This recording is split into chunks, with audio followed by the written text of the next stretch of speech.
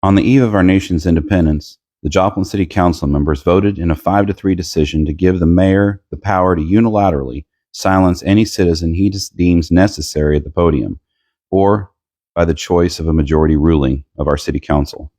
The council voted 5-3 on a resolution that amends some of the rules.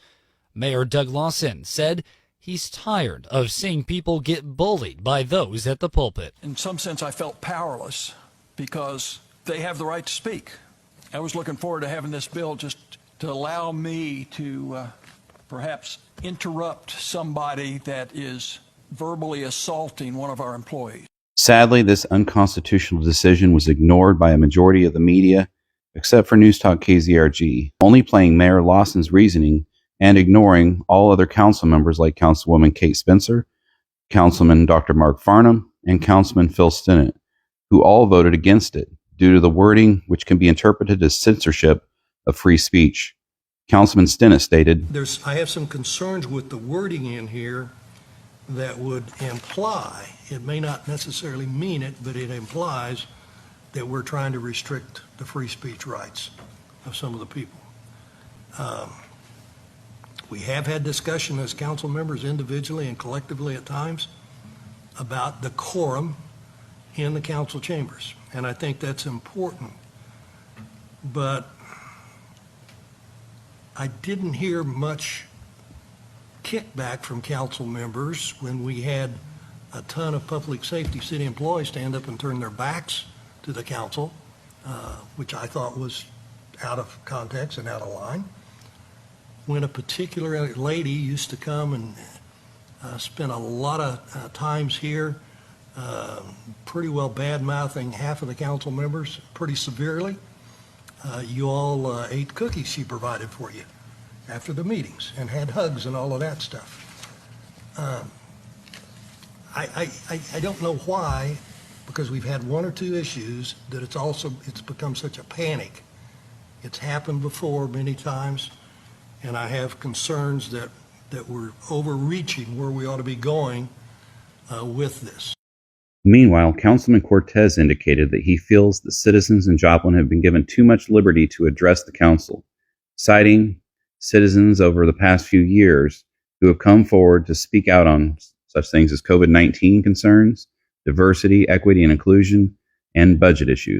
And I think that over the last several years, going all the way back to budget issues and then COVID issues and diversity and equity and inclusion issues that we've had to tackle within these chambers, that there has been quite the liberty given at the microphone as people come and address the dais to voice their grievances and concerns that they may have in this community. Additionally, he noted that citizens should voice their concerns through avenues other than the council's public forum.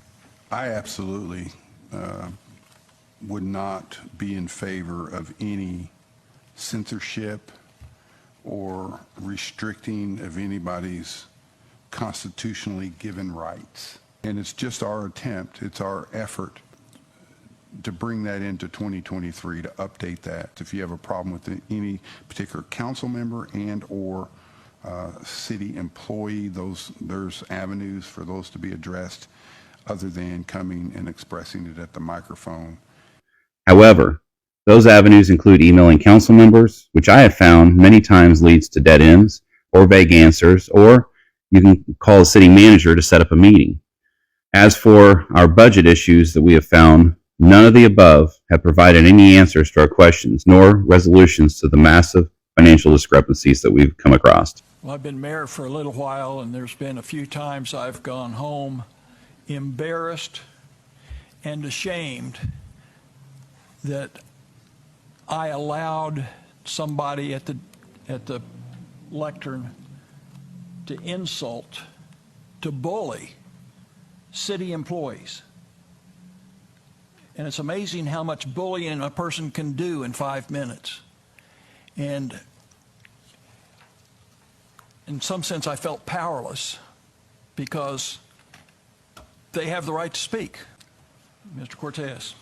Mayor, I'd move for the approval of Resolution 2023-011. Second.